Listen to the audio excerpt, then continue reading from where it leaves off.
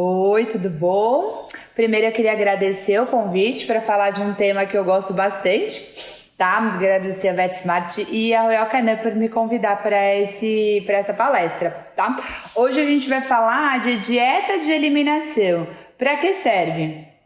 E, primeiro, para que serve uma dieta de eliminação? A resposta basicamente da palestra inteira é para o diagnóstico de reação adversa ao alimento. Basicamente, a dieta de eliminação serve para isso. Mas tá, e o que é reação adversa ao alimento? Então, é importante a gente abordar aqui o que é reação adversa ao alimento, como a gente fecha esse diagnóstico, né? Se é só com a dieta de eliminação, se tem outra forma e como se faz a dieta de eliminação. Então, brevemente hoje eu vou abordar isso com vocês, tá? Então, o que é reação adversa ao alimento? A reação adversa ao alimento, ela pode ter a causa imunológica e não imunológica, tá? A causa não imunológica são as intolerâncias alimentares. Então, reação metabólica, uma comida como um veneno, né? Uma reação mesmo de alguma coisa que o animal come. Idiosincrasia, tipo, pode ser por intolerância ao glúten, que é comum às vezes nas raças setter, reação farmacológica. Todas essas reações adversas não imunológicas parece como se fosse aquela picada de abelha, uma coisa bem rápida e rapidamente a gente já começa a ver uma manifestação clínica, geralmente por calor, rubor, aumento de volume, tá? Agora, as causas imunológicas pode ser a anafilática e a hipersensibilidade alimentar, que é o que a gente vai abordar hoje. A hipersensibilidade alimentar. Então, a reação adversa ao alimento como uma resposta imunológica, que seria a hipersensibilidade alimentar, tá? A sua patogenia ainda não está totalmente esclarecida, nós temos algumas hipóteses, algumas teorias e algumas explicações, mas basicamente o que sugere-se é que tem a falha na barreira da mucosa, com isso tem prejuízo na regulação da resposta imune e a eliminação com tolerância dos antígenos, tá? Essa resposta dessa hipersensibilidade alimentar, ela se dá secundária a um alimento que o animal ele tem alergia.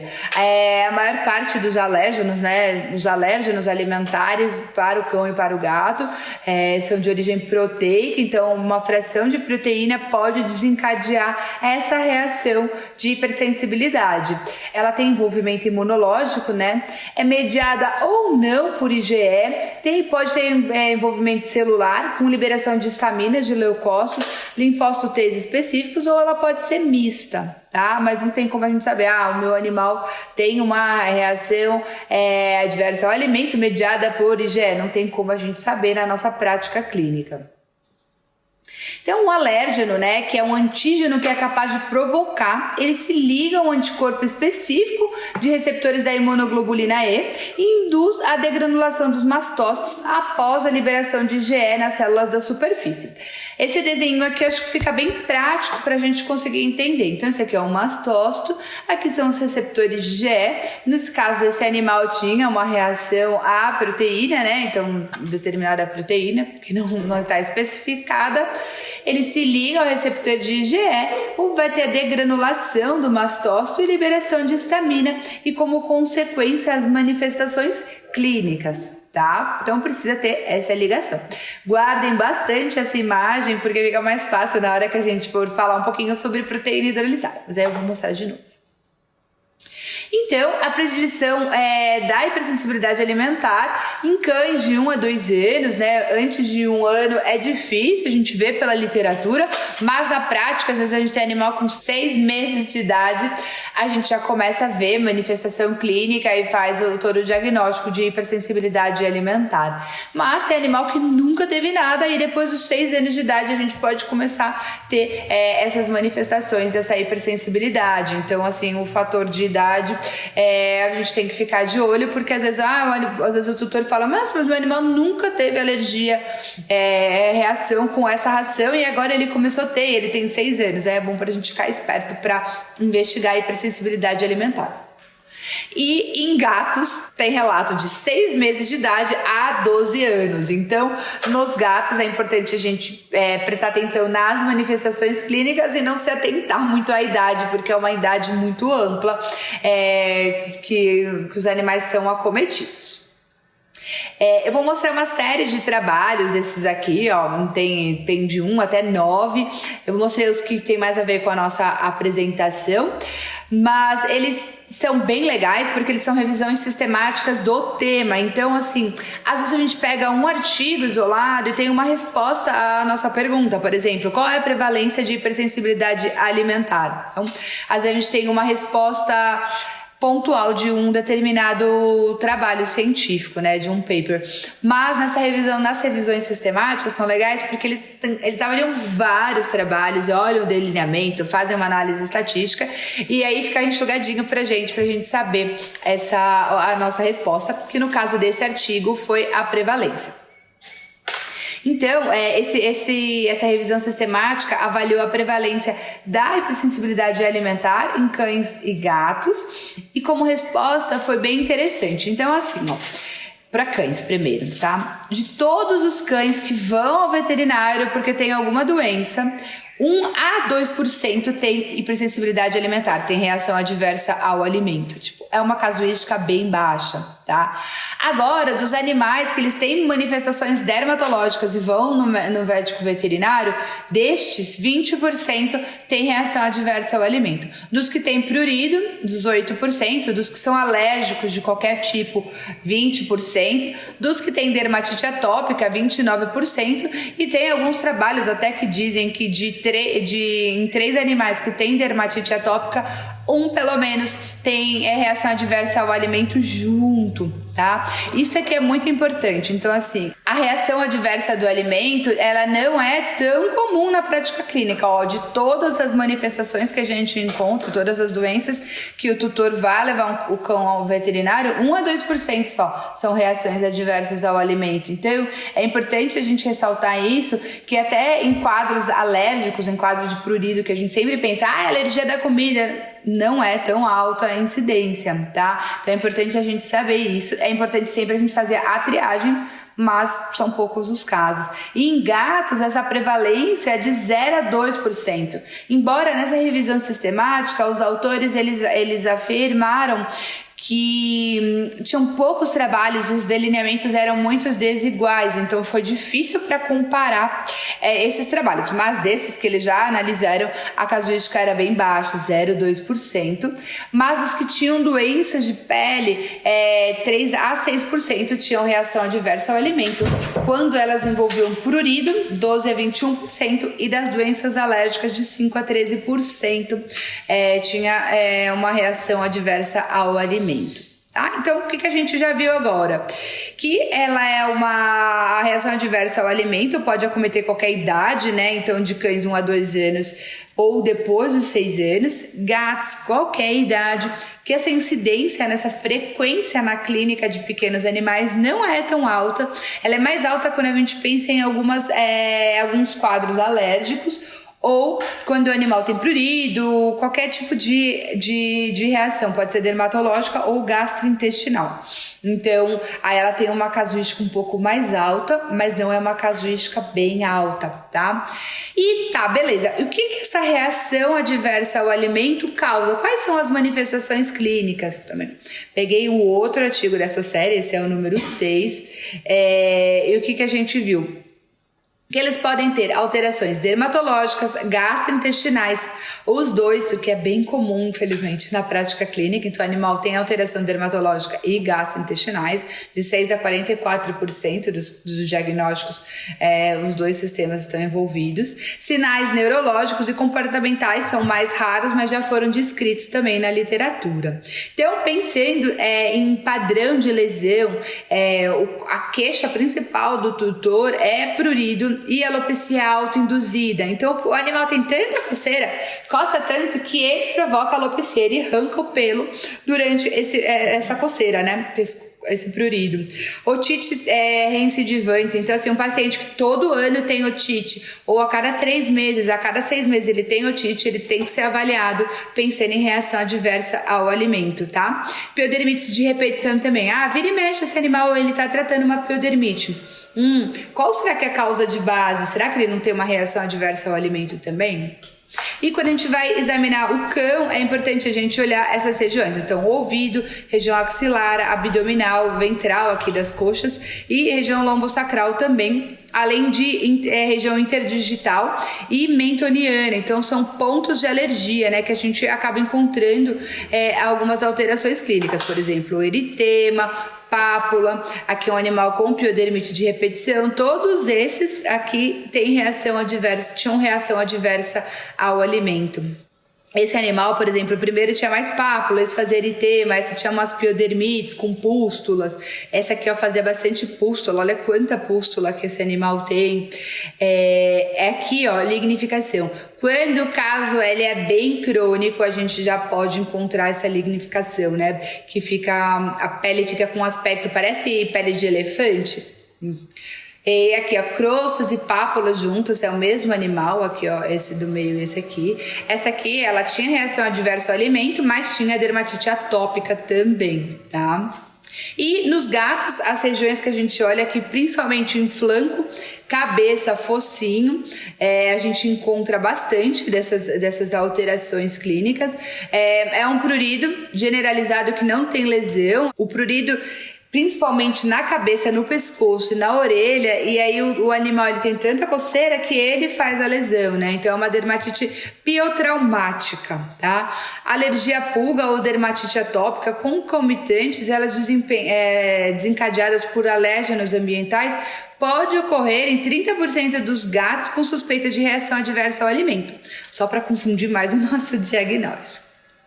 Aqui são alguns gatinhos, né? Então, prurido, aqui alopecia autoinduzida, então coçou tanto que o animal ele fez essa alopecia, né? Por avulsão do pelame, e essa dermatite miliar também é bem característica, principalmente nessa região aqui, acima dos olhos, tá? Aqui, outros casos descritos na literatura de pacientes felinos com reação adversa ao alimento. Então, assim, é um prurido bem exacerbado. Olha aqui o padrão de lesão aqui no pescoço, na cabeça. Vocês viram que na maioria das fotos acomete pescoço e cabeça, tá? E tem alguns pacientes que têm alterações gastrointestinais, então elas são caracterizadas por êmese, pode ser esporádicas, então assim, pelo menos 2 vezes por semana o animal ele tem episódio de êmese, ou pode ser frequente. Alterações nas fezes, né, então às vezes elas podem ter presença de sangue ou elas serem mais enegrecidas, sem formato, com score fecal baixo, e às vezes é muito normal, muito comum os tutores referirem de flatulência, falar, o meu animal faz muito pum, né? Tem muitos gases. A gente para do lado dele e começa a escutar os borborigmos do abdômen.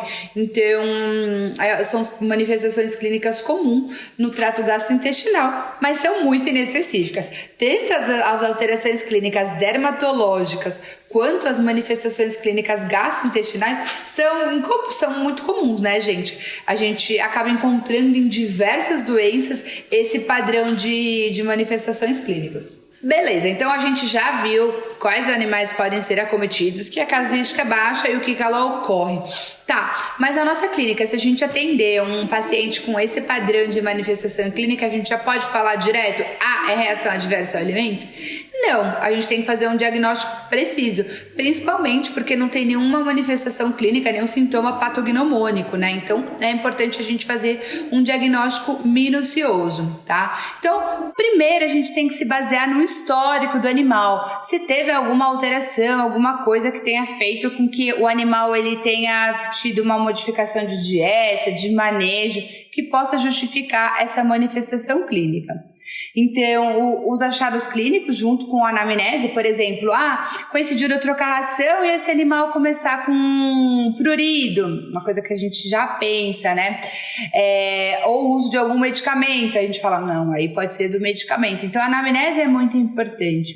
No exame físico, a gente consegue avaliar essas manifestações clínicas que eu já citei para vocês nos slides anteriores.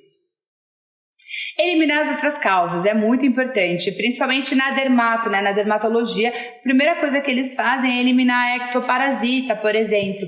Então, às vezes o animal tem pulga e a pessoa começa a fazer reação adversa, diagnóstico de reação adversa ao alimento, faz uma dieta de eliminação, o que atrapalha um pouco, porque você às vezes vai controlar a pulga e vai resolver o problema e vai ficar focado na reação adversa ao alimento, e aí a gente fica sem saber o que era a reação adversa ao alimento ou era uma picada de pulga.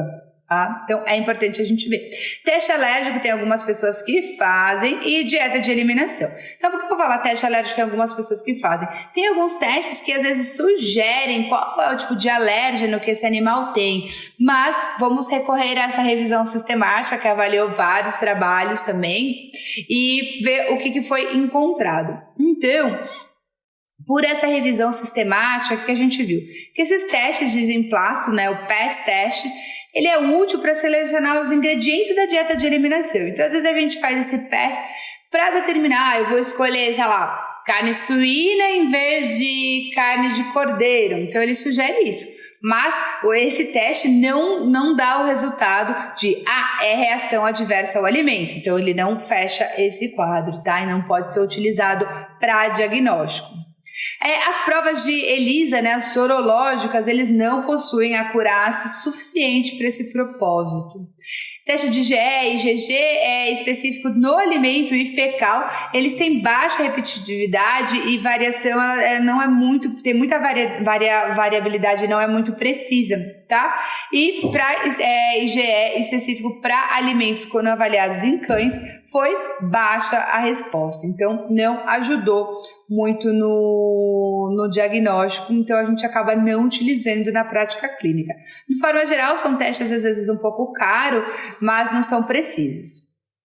O teste de proliferação linfocitária, né, a linfoproliferação, é o que a gente tem de mais novo e são os resultados legais. Acredito que no futuro a gente vai ter na nossa prática clínica bastante esse teste, mas ele é um teste que é muito difícil. Primeiro que a gente acaba fazendo em pesquisa, né, que o laboratório é dentro, sei lá, da universidade, porque a gente coleta o material e ele tem que ser muito rápido o processamento, o que não deixa viável para a gente utilizar na nossa prática clínica, tá?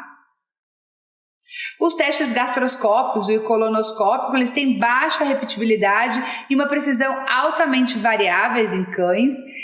Os histopatológicos do trato gastrointestinal, eles acabam mostrando colite linfoplasmocítica, plasmocítica, eosinofilia retal, edema das velocidades intestinais, né, edema no estômago, plasmócitos na parede do intestino, mas isso é característica de uma doença inflamatória intestinal. E a doença inflamatória intestinal nem sempre responde ao alimento, então acaba ficando um teste meio inespecífico. Esses animais vão ter que sim passar por um diagnóstico mais preciso. E qual que é esse diagnóstico mais preciso? Qual que é o nosso padrão ouro, o tema da nossa palestra? É a dieta de eliminação. Então, a dieta de eliminação é o padrão ouro para diagnóstico de reação adversa ao alimento. A gente só pode afirmar que o animal ele tem reação adversa ao alimento se ele fizer o teste de dieta de eliminação. Então, como fazer a dieta de eliminação? Ela pode ser feita com dieta caseira ou ração comercial. É importante a gente usar números limitados de fontes de proteína, independente da nossa escolha, vou falar detalhadamente. Escolher uma proteína que o animal não teve contato, se possível. Proteínas com digestibilidade elevada, né, para facilitar também a digestão desse animal e para avaliar esse teste. Proteínas hidrolisadas também são sugeridas também, né, quando a gente vai utilizar a ração comercial. Então, primeiro é importantíssimo a gente fazer um histórico nutricional. Então, uma lista completa de alimentos já consumidos. Nesses a gente inclui alimentos comerciais, então quais rações o animal comeu por toda a vida. É difícil muitas vezes o tutor se lembrar, muitos animais comem a mesma ração a vida inteira, mas às vezes é difícil porque às vezes o animal já trocou várias vezes e às vezes o tutor se confunde. Tá? Petiscos e guloseimas, então entra petiscos, biscroques, bifinhos, assim, isso tudo entra também, porque às vezes a gente está procurando uma proteína inédita e na ração do animal não tinha essa proteína, mas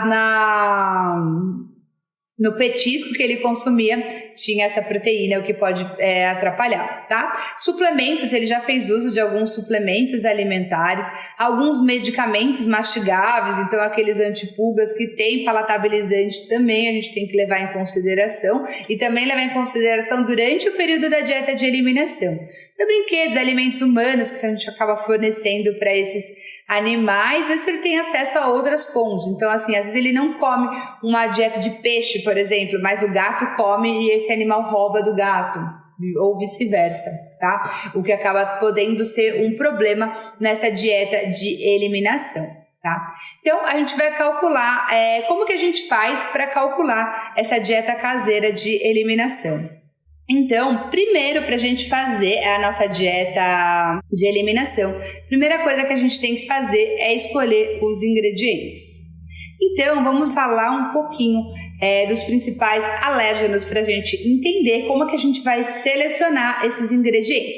Então, as proteínas é a maioria dos alérgenos alimentares para cães e gatos, tá? Proteínas ou glicoproteínas. E os alimentos, eles contêm uma variedade de proteínas, tá?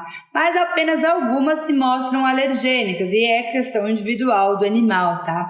Então algumas se mostram alergênicas por propriedades bioquímicas que tornam uma substância um alérgeno, potencial alergênicos das imunoglobulinas também, isso pode interferir. Carboidrato. Os carboidratos, eles são alergênicos? Eles causam alergia? Ainda não se sabe para cães e gatos e até em humanos isso é controverso. O que sugere que tem às vezes uma porção proteica do carboidrato, né, no alimento que tem carboidrato, que possa levar a essa alergia. Por exemplo, o milho. Tem uma fração proteica nesse milho que pode levar ao animal a ter uma reação adversa ao alimento, tá? Por quê? Porque às vezes ele acaba virando um apteno. O que é o apteno? São pequenas moléculas que jamais poderiam induzir uma resposta imune quando administradas sozinha, mas que podem quando são acopladas a uma molécula carreadora, tá? Então, determinantes carboidratos sozinhos não vão acontecer nada, não vão levar o animal a ter uma reação adversa ao alimento. Mas quando eles viram um apteno, né, eles são ligados por outras proteínas, eles podem desencadear essa alergia alimentar. Tá? Os lipídios também, eles são, pensando em alérgenos proteicos presentes nesses lipídios, a gente pode encontrar essa reação adversa ao alimento, mas é bem difícil, já foram isolados em alguns óleos vegetais, mas na nossa prática clínica é bem difícil a gente ver essa manifestação clínica secundária à ingestão de algum lipídio. As fontes de carboidrato e lipídio devem ser consideradas nas dietas hidrolisadas, então o ideal é a gente escolher na dieta hidrolisada uma que o animal não tenha alergia, né, para ajudar, e eles não são submetidos à hidrólise, então quando a gente pensa numa dieta hidrolisada, o óleo ele não vai ser hidrolisado, tá? Então aqui, como eu mostrei para vocês, quando a gente o alimento ele é um alérgeno para esse paciente, ele se liga no receptor, degranula o mastócito e libera histamina, tá? E pensando nisso, pensando que a proteína são os alérgenos mais comuns e pensando o que a gente vai escolher na nossa dieta de eliminação, pensando numa dieta caseira, né? É bom a gente conhecer quais são os alérgenos mais comuns em cães e gatos. E conhecendo eles, vamos recorrer de novo nessa revisão sistemática. E o que a gente encontra? Eles avaliaram vários trabalhos que o animal, eles tinham feito a dieta de restrição, a dieta de provocação, para determinar quais são os alérgenos mais comuns. Então, de cão que foram encontrado, o principal alérgeno é a carne bovina, seguido de laticínios, carne de frango, trigo, soja, cordeiro, milho, ovos, carne suína, peixe e arroz. Mas olhem a questão de porcentagem, que é muito importante. Então, às vezes a gente lê aqui, carne suína, não vou utilizar nunca, mas é 2%. Mas 2% o animal pode ter alergia. Pode, mas é uma incidência mais baixa, tá? Outra coisa, lembrando que esses trabalhos, essa revisão sistemática, são da América do Norte, da Europa. Talvez, se a gente fizesse aqui no Brasil, a gente encontraria respostas diferentes. Por exemplo, na minha prática clínica, eu vejo muito mais cães alérgicos a frango do que a carne bovina, tá? Mas isso é a minha prática clínica. Então, a gente não tem uma literatura brasileira para a gente poder fazer esse tipo de afirmação. E cuidado com reações cruzadas. Às vezes tem um alérgeno parecido. Por exemplo, o animal tem alergia à carne de frango. Pode ser que ele tenha alergia à carne de pato também, tá? Então, a gente tem que tomar esse cuidado. Alimentos mais frequentes em gatos, então, bovina, 18%, peixe, 17%, frango, 5%, trigo 4%, laticínios 4%, milho 4% e cordeiro 3%. E como tem pouco trabalho de felinos, foram também descritos ovos, cevadas e coelhos, mas eram casos individuais, o que dificulta a gente afirmar que seja um alérgeno muito comum, eram casos individuais. E também, nos gatos, a gente tem que tomar cuidado com as reações cruzadas. E pensando em proteínas diferentes, né? Lembra que eu falei, é interessante a gente utilizar proteínas inéditas, proteínas que o animal nunca utilizou. Muita gente acaba utilizando umas proteínas muito diferentes. E aí a gente está encontrando alguns casos de pacientes que têm cardiomiopatia dilatada, cães, né? Secundárias ao uso de proteínas muito diferentes ou ração gram-free. Então, é o que Elisa Freeman, que pesquisa isso fortemente nos Estados Unidos, afirma. A gente não sabe por que esses pacientes estão tendo cardiomiopatia dilatada, mas a gente está associando com o consumo de alimentos como carnes diferentes, por exemplo, canguru, pato, búfala, salmão, cordeiro, veados, lentilhas, ervilhas, fava, tapioca, cevada, grão de bico como principais ingredientes. Não é que não pode ter na dieta, mas não pode ser a fonte principal da dieta, tá? E alguns cães tiveram baixa concentração de taurina e, como consequência, cardiomiopatia dilatada. É isso que esse artigo sugere e é isso que essa autora fala em todos os congressos que ela vai. A gente não sabe ainda por quê, mas ela fala para evitar. Então, quando a gente for escolher uma proteína, a gente escolhe uma proteína diferente, mas a gente tenta escolher uma proteína que não seja diferentona. Então, quais que a gente acaba utilizando? Na prática clínica, a gente acaba fazendo a dieta de eliminação com carne de porco ou peixe. Eu gosto dos peixes brancos, tipo tilápia, merluza, pescada branca, a gente acaba utilizando. Coelho, a gente acaba utilizando com bons resultados, o que é difícil achar, depende da região do Brasil que a gente está. Cordeiro também, o custo fica alto. Depende do tamanho do animal, proteínas hidrolisadas, mas quando a gente vai pensar mais em ração. E fonte de carboidrato, que a gente pega uma fonte de proteína e uma fonte de carboidrato. A gente pode pegar a batata inglesa normal. A minha crítica à batata inglesa é que fica um volume muito grande, então às vezes o animal não tolera. Batata doce eu uso bastante, mandioca, mandioquinha, ou para algumas regiões do Brasil chama de batata baroa, né? Ou arroz integral ou arroz branco, depende do histórico alimentar desse paciente, a gente faz escolhas diferentes.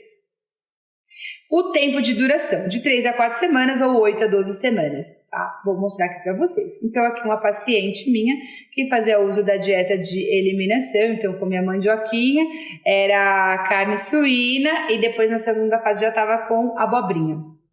E como que a gente faz? A gente faz mais ou menos umas 6 semanas, a gente só utiliza uma fonte de proteína e uma fonte de carboidrato e não fornece mais nada a esse paciente, tá? Então ele não pode fazer uso de antipulga oral, não pode fazer uso de alimentos medicamentos que tenham palatabilizante, nenhum petisco, nada, ele não pode comer mais nada, ele só pode comer essa fonte de proteína e essa fonte de carboidrato por 6 a 8 semanas.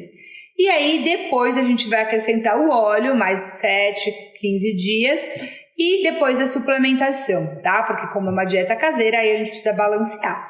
No começo, essa dieta caseira, nessa dieta de eliminação, ela está desbalanceada.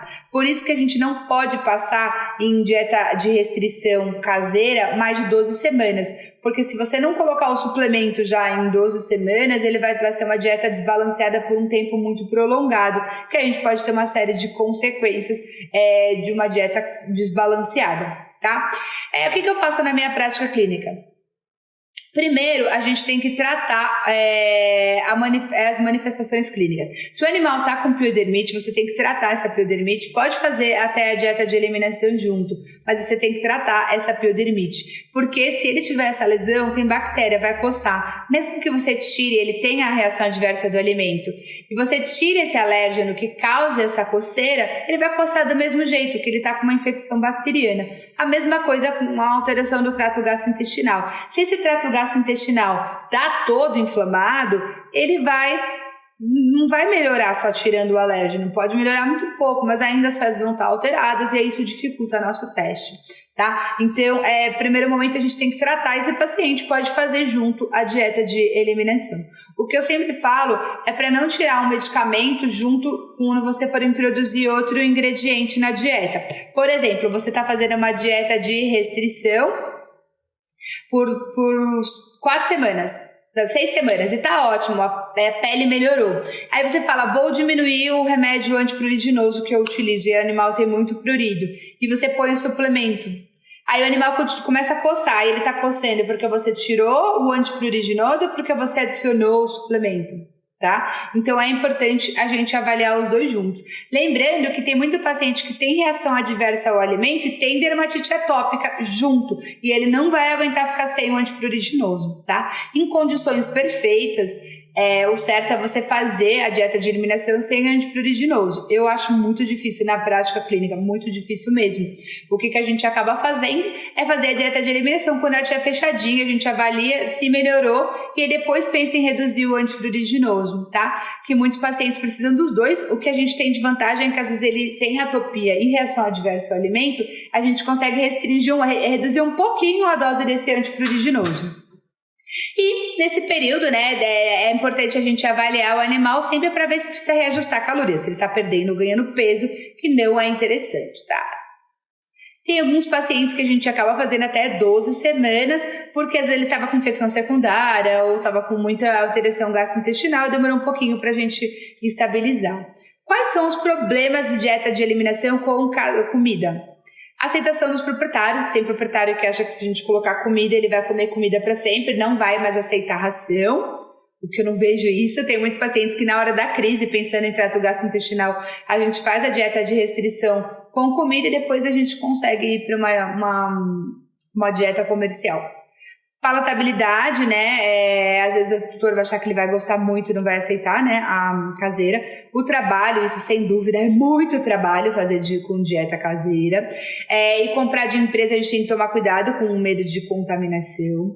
O período de duração, então às vezes 8 semanas é muito tempo, o tutor não quer. Suplementação tem um custo bem mais alto do que uma ração comercial e a palatabilidade muitas vezes não é boa, ou seja, é um pó ruim. Muitas vezes tem um gosto forte e o animal não aceita, então às vezes o tutor ele recua, tá?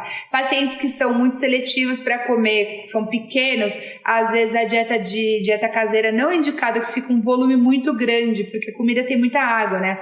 Então fica o volume muito grande e o animal acaba não tolerando esse volume, tá?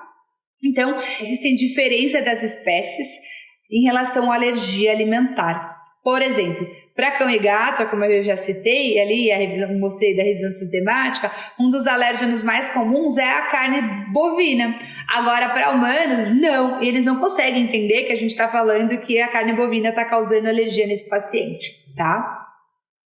E como que a gente calcula? Vou ensinar vocês a calcularem na mão para fazer a comida por 1.000 quilocalorias. Para quem não conhece, isso aqui é a FEDIAF, é o órgão europeu que lança todo ano quanto que o animal precisa de proteína, precisa de aminoácidos, toda a necessidade nutricional desse animal que ele precisa ter para comer por dia, tá? Então, baseado nele, fator 95, ou seja, um cão de atividade física moderada, lembra que a gente pega o peso, eleva a 0,75, faz vezes 95, e a gente determina que este paciente precisa de 534,22 calorias. Então, estou calculando quanto de caloria esse paciente precisa. Então, um paciente sedentário, um paciente de apartamento, fazendo esse cálculo, então 10 elevado a 0,75 vezes 95, ele precisa de 534,22 calorias. Tá bom, beleza. E quanto disso tem que ser de proteína e quanto disso tem que ser de gordura? Na dieta de eliminação, lembra que é uma dieta desbalanceada? Sim, é uma dieta desbalanceada quando a gente faz com comida caseira. Mas ela não precisa ser totalmente desbalanceada. Eu consigo fazer ela não ser desbalanceada em proteína, gordura e caloria. Então aqui eu calculei em caloria, quanto de caloria ele tem que comer, certo? Agora eu vou calcular de proteína. Aqui, de acordo com a FEDIAF, 52,10 gramas de proteína eu preciso em 1.000 quilocalorias. O meu paciente precisa de 534,22 calorias, de acordo com o meu cálculo. Quanto de proteína ele precisa comer? 27,8 gramas.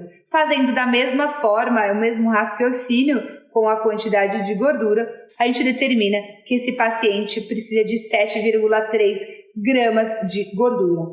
Tá, beleza, Mariana. Então eu já sei quanto ele precisa ter de caloria, gordura e proteína.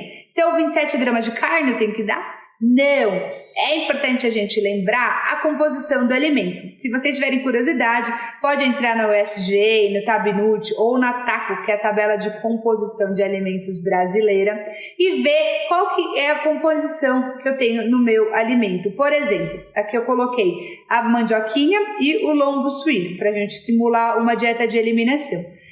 O lombo suíno, ele tem 210,2 calorias em 100 gramas de alimento.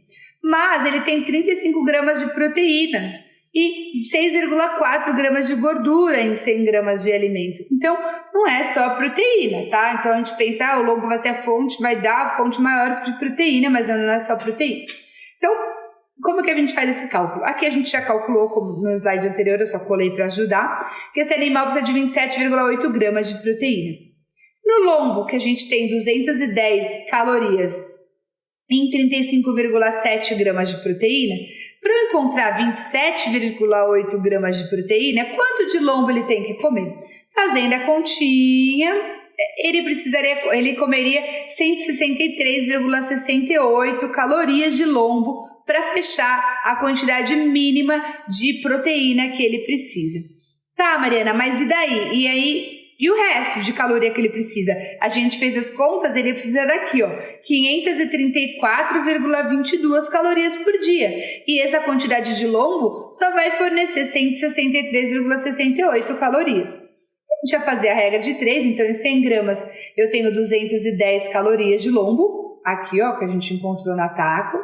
E em 163 gramas de calorias de lombo, que é o que ele precisa para ter o mínimo de proteína, eu tenho quantos gramas de lombo? 78 gramas de lombo, pela regra de 3. Então, ele comeria 78 gramas de lombo para adquirir o mínimo de proteína que ele precisa, tá? Tirando a quantidade de caloria total do dia, faltaria 370 calorias para ele comer por dia. Isso a gente completaria de mandioquinha. Fazendo a conta também, que 100 gramas de mandioquinha tem 80 calorias, 370 calorias tem quantos gramas de mandioquinha? 463 gramas de mandioquinha, certo? Ou seja, a gente já tem nossa dieta de eliminação. 78 gramas de lombo para 463 gramas de mandioquinha. Atingiu a caloria? Sim. Atingiu a quantidade de proteína?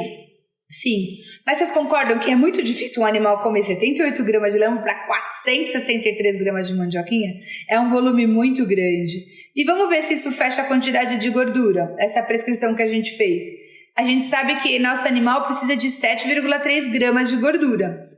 Vamos fazer a conta inversa. 100 gramas de lombo tem 6,4 gramas de gordura. 78 gramas de lombo, que é o que a gente calculou que ele precisa comer para atingir o mínimo de proteína, X, fazendo a continha, falta, certo? Ele precisava de 7,3 gramas de gordura. Comendo essa quantidade de lombo, ele só vai comer 4,99 gramas de gordura. Então, essa dieta não tá legal, não fecha em tudo. Como é uma dieta desbalanceada, às vezes a pessoa acaba seguindo. Eu não faço assim, eu prefiro que a gente faça seguindo o mínimo de calorias, proteínas e gordura. Então, como que a gente pode fazer? Por tentativa e erro, com o mínimo de gordura. A gente já não viu que gordura sempre vai dar mais alto? Então, a gente já pode ir direto na gordura, tá? Em vez de ir direto na proteína. Então, para esse animal comer 7,3 gramas de gordura, que é o mínimo, ele precisaria comer quanto? Fazendo a regra de 3, baseado na tabela da TACO, ele precisaria de 114 gramas de lombo.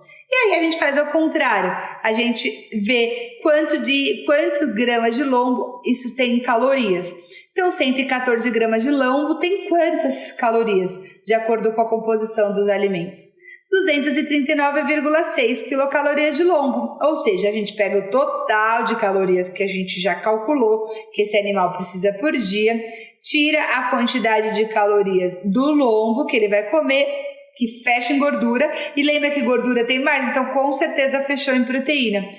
A gente vai calcular da mandioquinha. Fazendo a regra de 10 com que falta de caloria por dia, a gente fez uma prescrição de 114 gramas de lombo e 368 gramas de mandioquinha, certo? É uma quantidade razoável, dá pra gente fazer. A gente fechou em caloria, fechou em proteína e fechou em gordura.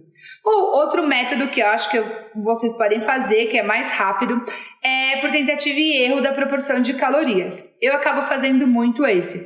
Então, eu utilizo 60% das minhas calorias vindo da proteína, que aí eu sei que eu vou fechar em quantidade de proteína e de gordura.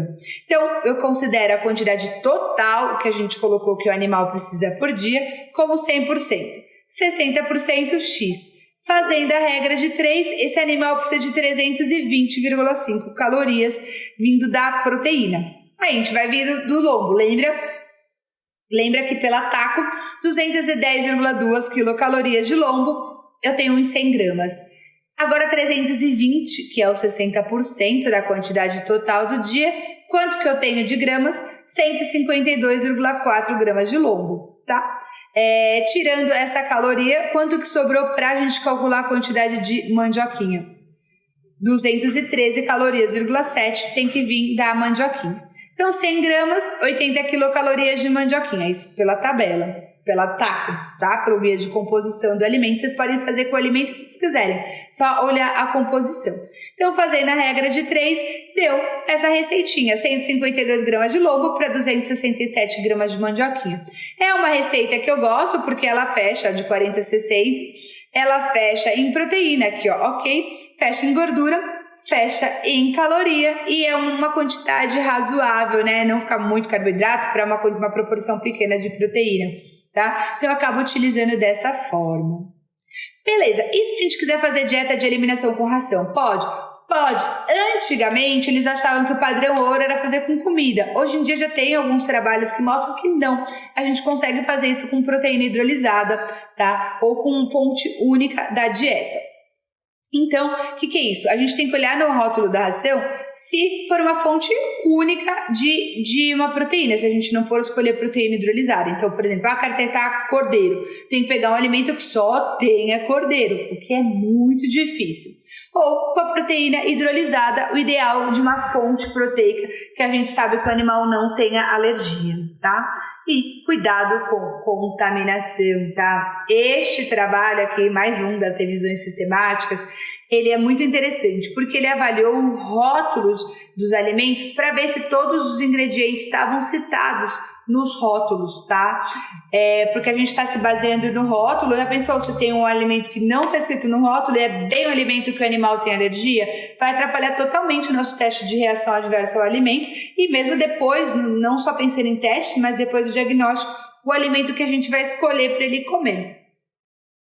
Esses estudos eles avaliaram por PCR, o DNA e ELISA as proteínas, né, compostas na ração para ver se não tinha contaminante, e 2 estudos desses relatados fizeram por espectrometria de massa, tá?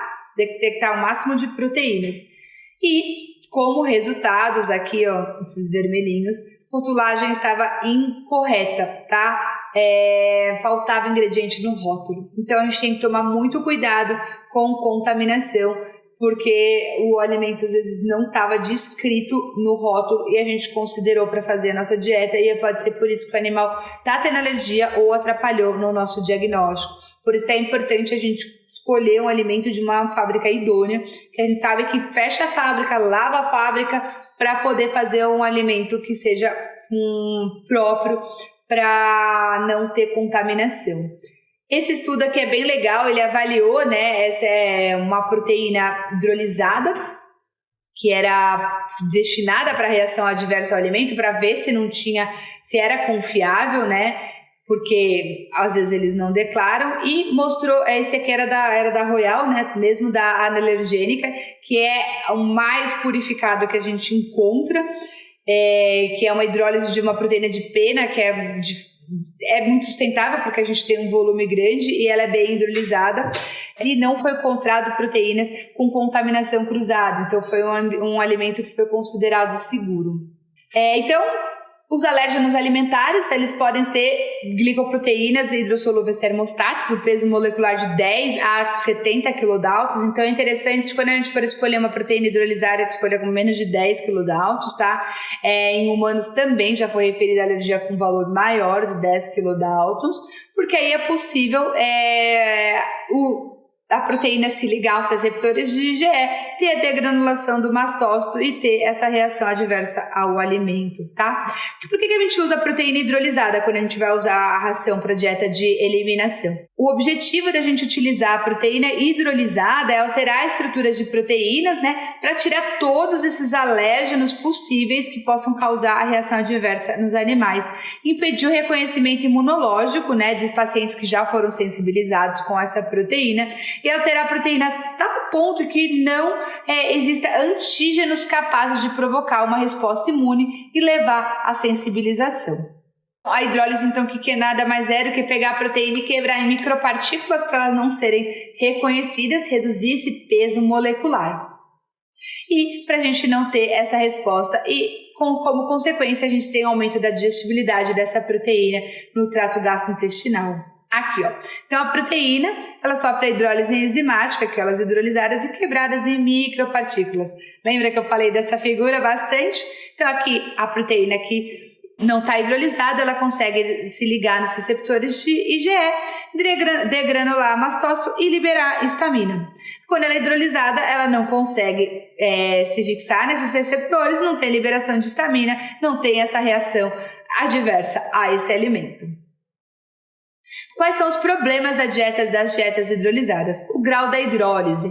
Então, a gente tem que saber se ela é bem hidrolisada. Por exemplo, se você escolher uma proteína, uma fonte que o animal já é alérgico, por exemplo, o frango, e pegar uma proteína que não seja tão hidrolisada, ele pode mesmo assim se ligar nos receptores de IgE e o animal ter alergia. Então, é interessante a gente escolher proteínas que a gente sabe que o animal não tem alergia. Por exemplo, uma soja, esse paciente não tem, o que tinha alergia a frango. Então, é interessante a gente testar. Se você testar uma proteína hidrolisada e não der certo a sua dieta de eliminação, não quer dizer que esse paciente não tem reação adversa ao alimento. Às vezes, essa ração hidrolisada tem alguma fonte que ele tem, é interessante mudar a fonte ou tentar uma mais purificada. Primeiro, eu sugiro começar com as convencionais, depois, se não adiantar, mas se o histórico for bem assim, melhorou um pouco, mas eu acho que ele não é só atópico, ele tem reação adversa ao alimento, ou ele tem reação adversa ao alimento, a gente testar uma fonte mais purificada, como a analergênica, por exemplo, que é o que a gente tem de mais purificado hoje em dia, tá? Não só a fonte proteica da proteína mesmo, mas da fonte oriunda do carboidrato, né? E lembrar que a gente tem que escolher uma empresa idônea para a gente não ter perigo com contaminação com outras dietas comerciais da mesma fábrica. Porque aí, se ele bateu numa extrusora, um frango, não lavou, bateu a hidrolisada, não vai adiantar, o animal vai ter alergia do mesmo jeito. Então, quanto menor a hidrólise, quanto mais diferente essa proteína que a gente sabe que esse paciente não tem alergia, melhor a resposta, tá? Então, é prudente a gente selecionar uma dieta que não contém uma fonte proteica que o animal seja alérgico, então tentar escolher o máximo possível. Consideração secundária às fontes de carboidrato, então se tiver uma ração que considera a fonte de proteína de carboidrato, melhor ainda, tá? E dos lipídios como fontes de possíveis alérgenos proteicos, embora ainda não tenha sido comprovada, é sugestivo, tá? Então tem alguns trabalhos que mostram que o animal ele responde menos, pensando quando consumiu um alimento purificado em carboidrato também, tá? Então, o ideal é escolher uma dieta que reduz substancialmente essa angenicidade. Seleção inicial de uma dieta comercial hidrolisada, né? A gente tem que se basear na fonte de proteína.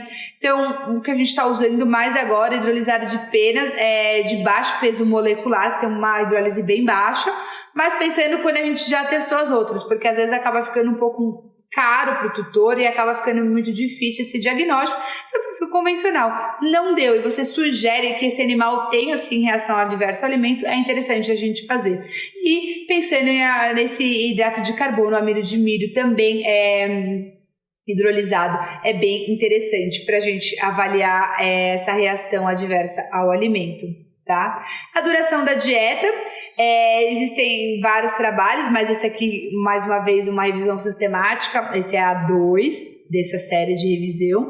Ele avaliou em cães e gatos, vou falar primeiro em cães, quanto tempo demora para aparecer as manifestações clínicas, tá? Aqui, ó, primeiro eles avaliaram um total de 209 cães, mais ou menos 3 semanas da dieta, de mudança da dieta, mais ou menos metade dos cães já tinham alcançado uma redução das manifestações clínicas. E a partir de 5 semanas, as manifestações se tornaram ao normal em 85% dos cães, tá? E depois aumentou para mais, 95%. Então, eles falaram que nesses casos recomendava se estender para 8 semanas, que é o que a gente acaba utilizando na nossa prática. 8 semanas sem consumir mais nada. E aqui, alguns casos, eles recomendavam aumentar até 13 semanas.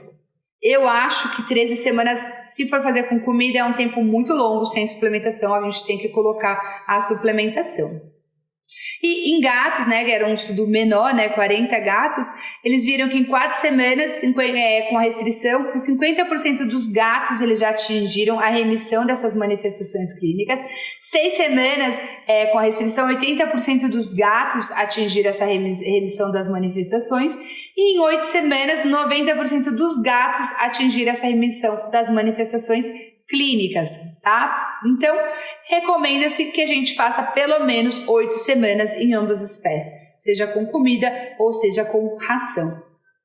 E qual resultado a gente tem que esperar com a dieta de eliminação? Primeiro, melhorar o quadro alérgico, minimizar as manifestações clínicas dermatológicas de prurido, otite de repetição, piodermite. Então, a gente espera que com essa restrição dessa proteína que a gente está julgando que seja alergênica, ele melhore as manifestações clínicas, tá?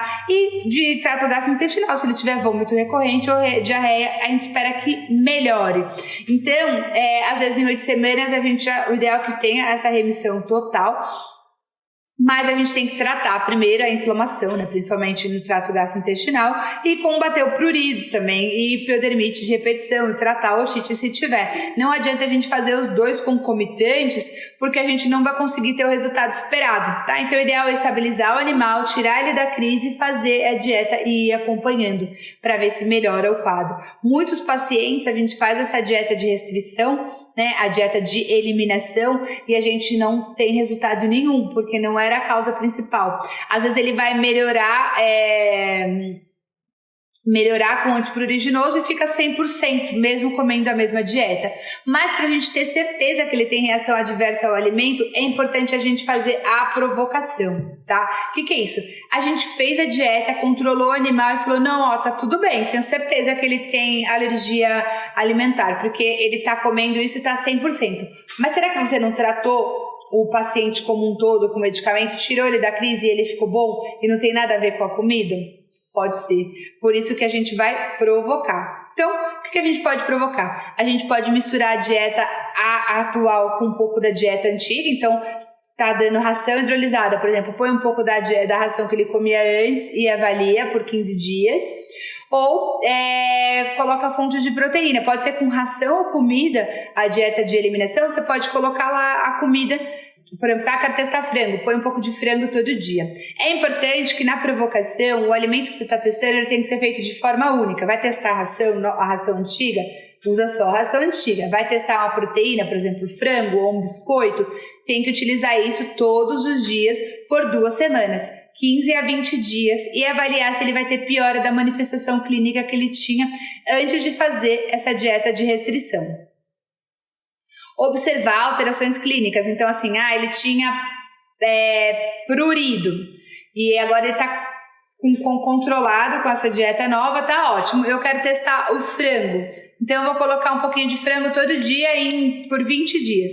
Vamos supor, passou 10 dias, ele começou a coçar de novo, pode ter certeza que ele tem sim a reação adversa ao alimento, você concluiu o diagnóstico e ele não pode comer frango. Então, na dieta caseira, quando a gente acrescenta a parte da suplementação, isso também pode levar ao prurido. Lembrar sempre de avisar para não utilizar antipruridiginoso palatável, comprimido durante a dieta de eliminação e a dieta de provocação. Isso é muito importante levar em consideração, porque muitos têm palatabilizantes, até a vermifugação. Muitos têm palatabilizante e pode atrapalhar totalmente o teste.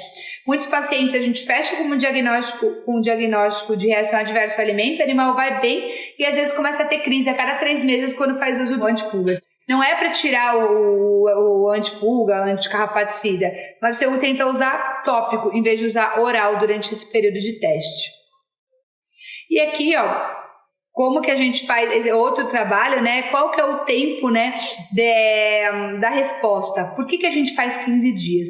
Esse trabalho mostrou que é muito difícil a gente, pelos trabalhos citados nessa revisão sistemática, né? É muito difícil o tutor perceber num dia. Então, às vezes ele fez a provocação e foi muito discreto o prurido, por exemplo, vou citar em caso de prurido. Ele ficou na dúvida, será que é? Então, assim, aqui, em gatos, 9% dos cães e 27% dos gatos, o tutor referiu no primeiro dia da provocação como prurido. Então, é difícil, foi um número baixo, tá? Geralmente, eles olham as manifestações clínicas, depois de 5 dias e 90% em 14 dias. Então, com medo de a gente subestimar essa provocação, a gente determinou que a gente faz em 14 dias em cães. Gatos, a maioria dos trabalhos mostram 7 dias de provocação, eles já tinham manifestação clínica. Não sei se o tutor de gato, ele é mais cuidadoso e acaba prestando mais atenção e encontra, e acaba vendo mais rápido, né, essa manifestação clínica. No meu protocolo, eu uso 15, 20 dias, depende se o tutor for meio distraído, sai muito, eu faço 20 dias, então eu faço 15 dias da provocação. Se o animal tiver alteração na provocação, coçou, teve alguma alteração, para imediatamente, volta à dieta anterior e faz o tratamento da manifestação que ele teve, tá? A gente não pode testar uma atrás da outra, só se der tudo bem. Então, você testou, sei lá, frango 15 dias, 20 dias, deu tudo certo? Aí você pode testar outra, por exemplo, carne bovina. Agora, se ele teve alergia com frango, você tem que esperar ele ficar 100% com a dieta anterior. Depois que ele ficar 100% com a dieta anterior, que aí você pode testar a carne bovina. Você concorda que tem aquele efeito residual? Por isso que a gente faz uma dieta de eliminação no período tão longo. Então, às vezes, você vai testar uma atrás da outra, ele vai ter prurido e não vai ser o prurido por causa da proteína nova que você está testando, mas o que ele comeu antes. Só prestar atenção. Eu não quero provocar, porque demorou tanto para o meu animal ficar bom e agora ele ficou bom e aí eu não quero provocar. Aí a gente não fechou o diagnóstico com a dieta de eliminação. Foi sugestivo, tá? Por quê? Porque a gente pode ter controlado o quadro do animal, seja qual manifestação clínica, e coincidiu de ser no período da dieta de restrição. Então, é importantíssimo fazer a dieta de provocação, para a gente ter certeza que a dieta de eliminação diagnosticou mesmo a reação adversa ao alimento. Então, basicamente, um resuminho, dieta de eliminação. Como que a gente faz? A gente fez, não teve melhora dos sinais clínicos. Pode ser que a gente não escolheu um ingrediente desconhecido, escolheu um ingrediente que ele tem alergia. Iniciar uma nova dieta de eliminação. Ou a gente pode descartar a reação adversa ao alimento, a hipersensibilidade alimentar. Ou a gente fez a dieta de eliminação e teve melhora das manifestações clínicas, ou melhoras parciais. O que a gente faz? Sempre tem que provocar. Se for parcial, pode ser, a gente vai provocar, mas pode ser que ele tinha atopia ou uma infecção secundária, tá? Na provocação, vai ser possível a gente determinar a nova dieta que ele vai escolher, que a gente vai escolher para esse animal, ou a gente vai ver que não teve resposta, descarta H. Tá? Descarta a hipersensibilidade alimentar, descarta a reação adversa ao alimento. Era isso que eu tinha para falar para vocês hoje. O que é a dieta de eliminação? Para que serve? Basicamente é para diagnosticar a reação adversa ao alimento. E a gente pode fazer tanto com comida quanto com ração, depende do proprietário, depende da aceitação do animal e depende da disponibilidade de vocês de acompanhar o caso. Lembrem sempre que é importante a gente fazer a dieta de eliminação de 6 a 8 semanas, estabilizar o animal antes de fazer esse teste e fazer a provocação, senão a gente não vai ter certeza que esse animal tem reação adversa ao alimento. Aqui está o meu e-mail, qualquer dúvida que vocês tiverem podem me enviar. Muito obrigada! Olá, meu nome é Larissa, eu sou do time de comunicação científica da Royal Canin e hoje eu gostaria de conversar com vocês de um lançamento muito esperado pela Royal Canin, o alimento Analergenic. Mas antes da gente falar do alimento Analergenic, eu gostaria de falar do contexto no qual esse alimento ele foi desenvolvido. Então eu estou falando das reações adversas cutâneas aos alimentos. Então cão e gato que têm hipersensibilidade alimentar. Então, quando a gente olha dentro dos quadros de alergias alimentares, então dentro dos quadros de doenças alérgicas cutâneas, a gente vê que a prevalência de reação adversa ao alimento para cão é de 20% e para gato é de 10%. Então, se a gente for pegar esse espectro das doenças alérgicas, é bastante. Se a gente for pensar em todos os diagnósticos dermatológicos, aí sim, para cão é de 1 a 2%, mas de gato também passa a ser menos de 1%. Mas pensando nas doenças alérgicas cutâneas, a gente tem sim até uma certa frequência desses casos. Então pensando nesses casos, pensando nas doenças alérgicas cutâneas que a gente vai ter esse novo lançamento. Então, como a gente viu, dentro das doenças alérgicas cutâneas, a gente sabe que a hipersensibilidade alimentar, ela representa cerca de 10 a 20% em cães e gatos. E nós sabemos também que cerca de 94% dos cães e gatos respondem muito bem a alimentos do tipo hipoalergênico, ou seja, eles conseguem ficar muito bem estabilizados com alimento com proteína hidrolisada. Porém, nós temos uma porcentagem de 6% de animais que não respondem tão bem ou não têm uma resposta, uma remissão completa do quadro de reação adversa ao alimento. Então, pensando nesse quadro, nesse nicho de 6%, que a Royal Canin trouxe o lançamento do alimento Analergenic, o alimento específico para reações adversas aos alimentos para cães e gatos adultos. O alimento ele vem na versão seca. Então, pensando no alimento analergênico, quais são então as indicações? Para que o alimento ele serve? Como a gente conversou, é para hipersensibilidade alimentar, mas não é para qualquer caso de hipersensibilidade alimentar. São para aqueles casos complexos e refratários de hipersensibilidade alimentar. E o que quer dizer isso? Que eram aqueles gatos e cães adultos que já eram alimentados, já tinham um diagnóstico de reação adversa ao alimento, de alergia alimentar, e já era alimentado com uma dieta específica, porém, eles não estavam totalmente estabilizados, eles tinham quadros, tinham crises ocasionais ou tinham algumas exacerbações de quadros, então eles precisavam também de um tratamento específico farmacológico, por exemplo, principalmente nesses quadros de crise. Então, para esses casos complexos, refratários, desafiadores de hipersensibilidade alimentar, nós temos o alimento analergênico. Então, a sua eficácia foi comprovada que vai auxiliar no tratamento desses cães e gatos com hipersensibilidade alimentar. E eu trouxe aqui 2 estudos que comprovam isso para vocês. Então, esse primeiro é um estudo a campo realizado com cães que já tinham sido diagnosticados com reação adversa ao alimento ou tinham um histórico clínico muito compatível com suspeita de reação adversa ao alimento. Eram animais que já haviam sido tratados com alimentos do tipo hipoalergênico que possuíam um score de prurido muito alto. tá? Animais que não possuíam nenhuma doença grave, também não tinham alterações gastrointestinais. Então aqui a gente está falando somente de alterações dermatológicas e tinham sim feito todo o controle de ectoparasitas. Então para esses pacientes foi feita a dieta de transição, foi feita a exposição ao alimento analergênico, então consumo por pelo menos 4 semanas, voltou para a alimentação antiga, então teste de exposição e novamente retornou para o alimento analergênico. Então, os resultados também foram muito positivos. Vocês veem aí no gráfico que o score de prurido, o score cutâneo, ele era muito alto. Os pacientes tiveram uma redução muito drástica nesse score. E 100% dos cães, eles apresentaram uma melhora significativa na condição de pele. E 100% dos médicos veterinários ficaram muito satisfeitos, né? Eles consideraram o alimento realmente analergênico e muito eficiente para esses casos. E não só isso, como ele é um alimento formulado para auxiliar também na saúde cutânea, também foi verificada uma melhora na pele e pelagem no final do estudo. E quase 40% dos cães, então 37,5% dos cães, eles não apresentaram nenhum sinal clínico mais no final do estudo. E aqueles cães que apresentaram eram sintomas muito, muito leves. Então isso mostra a efetividade da analergênica em quadros mais complexos de hipersensibilidade alimentar. E aqui também eu trouxe um estudo em gatos. Então, nesse caso também, eram gatos que já tinham sido diagnosticados com reação adversa ao alimento ou alto índice de suspeita, só que eles já estavam clinicamente estabilizados aqui. Então, também foi feito um teste de exposição, uma dieta de eliminação com eles. Então, consumiu o alimento analergênico, passou para a dieta anterior, né, teste de reexposição, e novamente voltou com o alimento analergênico. Nesse caso, foi feito pelo menos por 28 dias para então ter um resultado.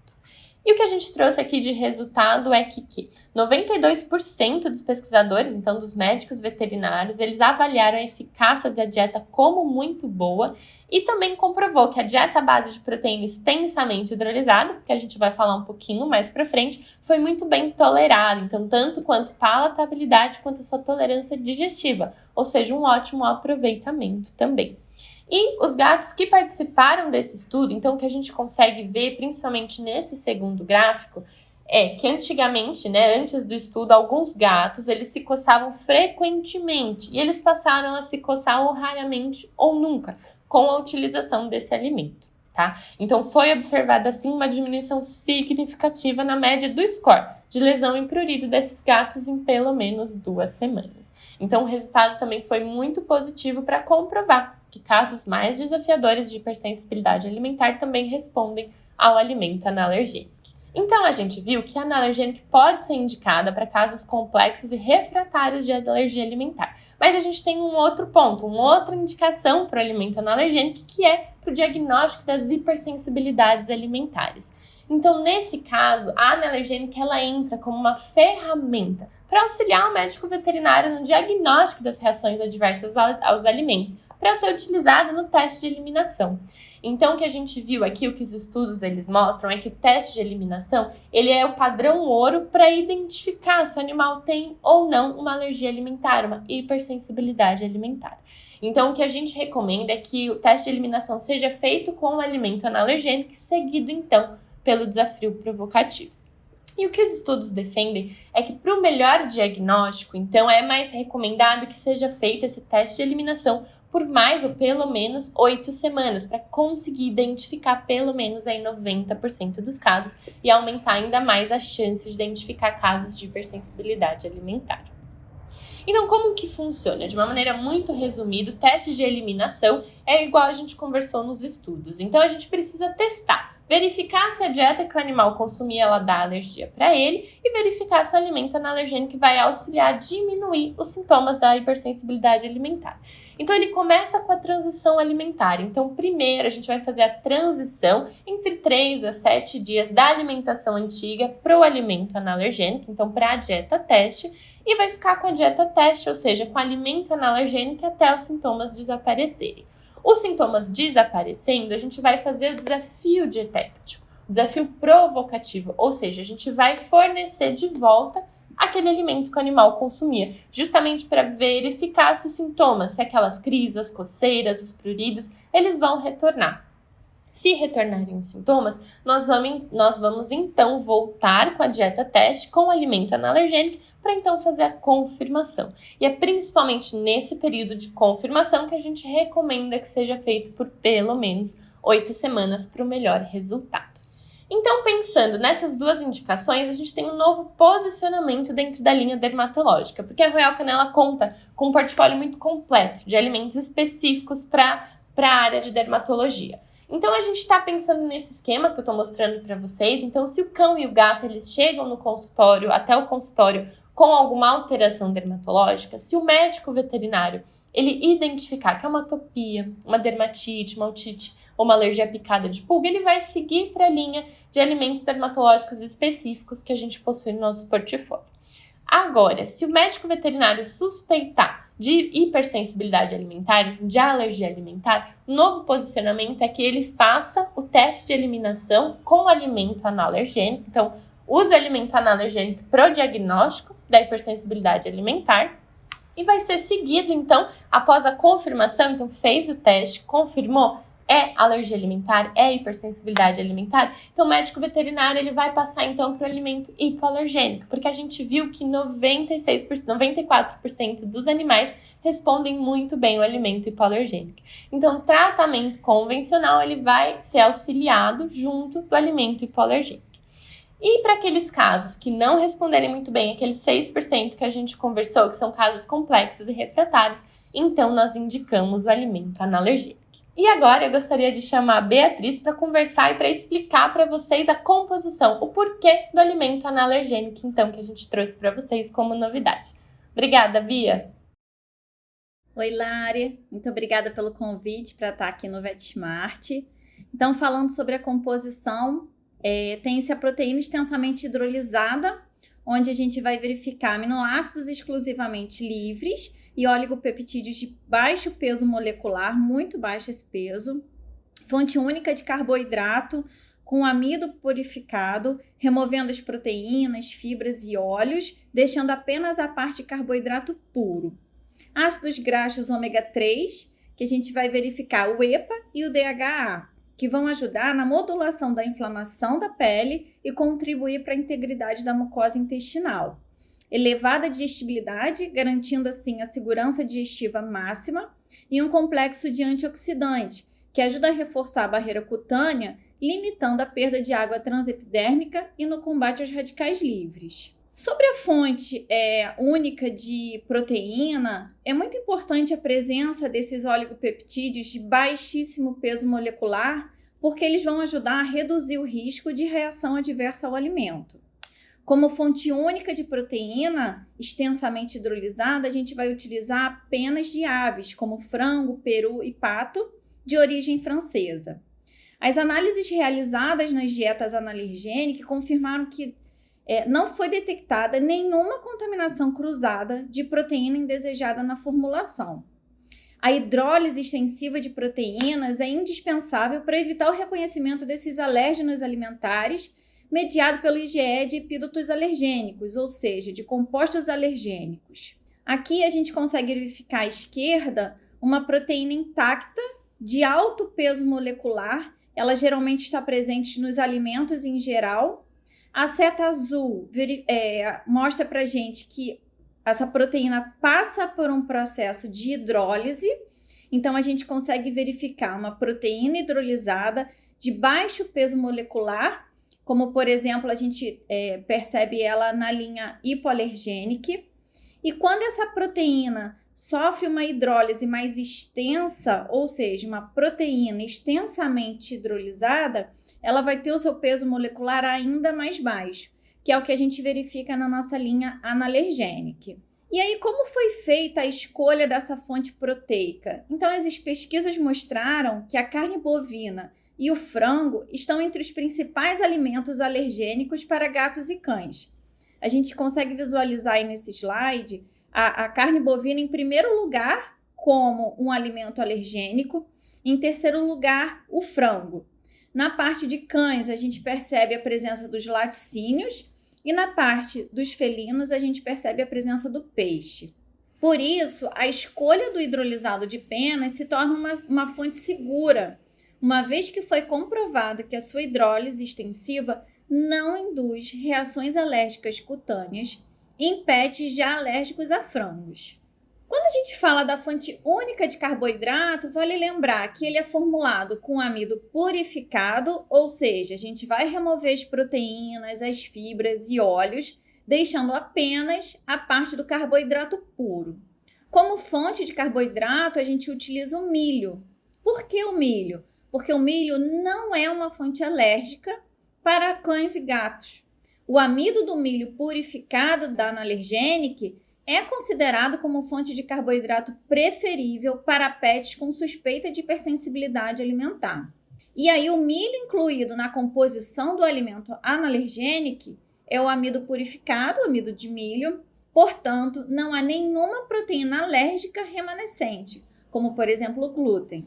A formulação da Analergenic é composta por 72% de ingredientes novos, como por exemplo fonte única de proteína extensamente hidrolisada de penas de aves, fonte única de carboidrato, o amido de milho purificado, fonte única e exclusiva de palatabilizante livre de proteínas, o restante da fórmula, fibras purificadas, gordura, minerais e vitaminas. Todo o processo, desde a fórmula até a produção, vai passar por um controle rigoroso.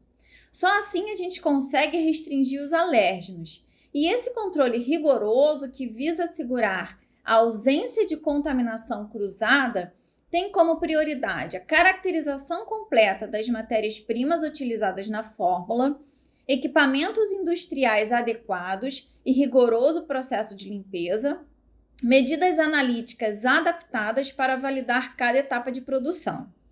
Essas análises realizadas nas dietas Analergenic confirmaram que não foi detectada nenhuma contaminação cruzada de proteína externa indesejada na formulação. Aqui a gente consegue visualizar os produtos Analergenic canine e feline na sua versão seca e, como anteriormente mostrada, a proteína extensamente hidrolisada de baixíssimo peso molecular. Espero que tenham gostado do conteúdo e até uma próxima!